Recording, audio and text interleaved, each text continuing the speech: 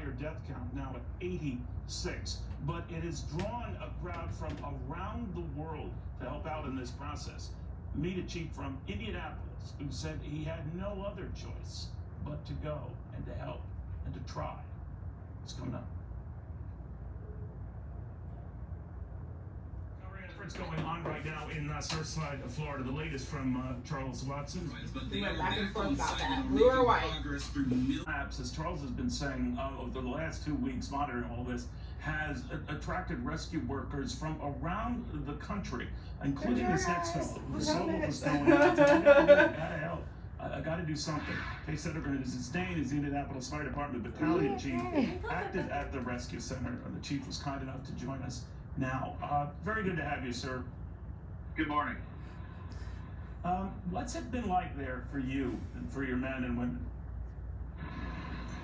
It's a very large task force to come in and work at the building collapse site day in and day out, and removing the rubble to hopefully free victims. And obviously we're also doing some recoveries, and that gives us hopefully gives those families a little bit of closure. When it switched from a rescue to a recovery operation, Chief, even though that looked inevitable, how was it to just comprehend that and for your guys to have to switch over to that? It's a tough day when that happens, because we don't like to give up hope that we're going to find somebody, and then we still haven't. But it's a little different process. When we switch to recovery, we're more focused on making sure that everybody stays as safe as possible, and we continue to do our job as diligently as we can, with that in the back of our mind, knowing that we need to make sure that we don't get injured ourselves, or we won't be able to help bring closure to this site.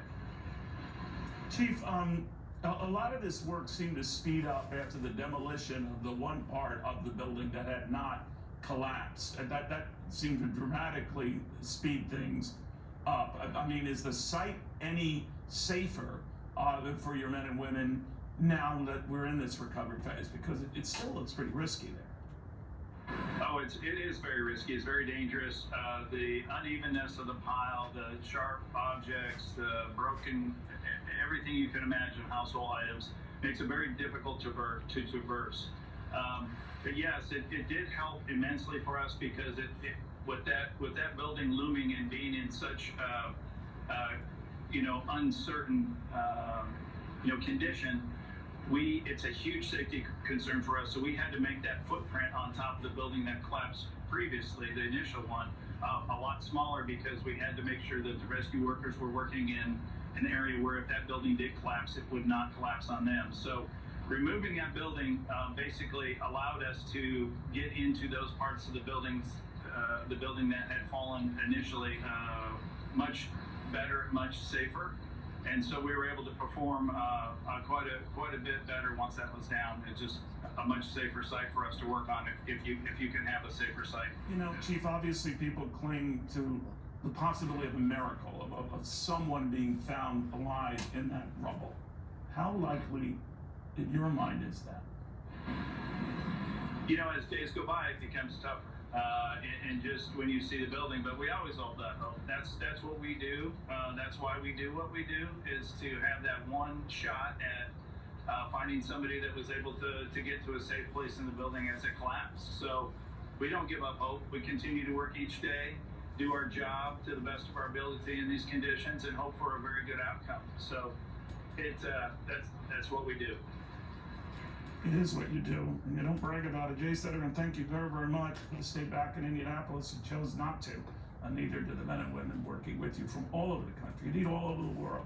Thank you very much for that. Thank you. After this.